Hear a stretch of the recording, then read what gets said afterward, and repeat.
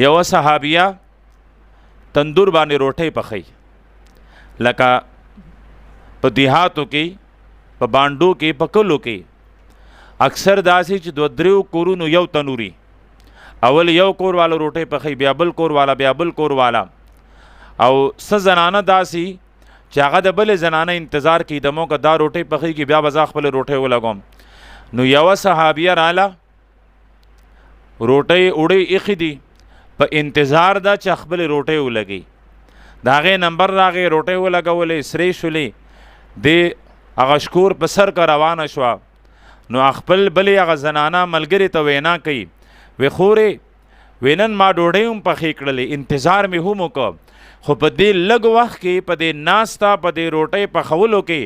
ما د قرآن پاک پوره 3 سپارې تلاوت کړې. په دې لومره لږ وخت کې ما 3 سپارې د قرآن پاک تلاوت کړې. او موږ به څه وایو چې کم سے کم د 3 کلو د زنانو غیبت خو وکړه، کم سے کم موږ به دا وایو، ځکه زموږ خو بل کار نشته سوا د غیبت نه. چې په کور کې ستړي شو، انګور ته یو 500 کارونه حواله کو، وی ته دا کوه او سر اعظم،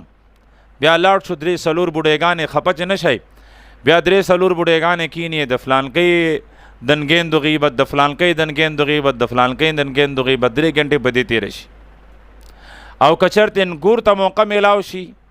نو دا د خپلې همزولو سره کینې، نو یوه انګور به د خپلې خواښې،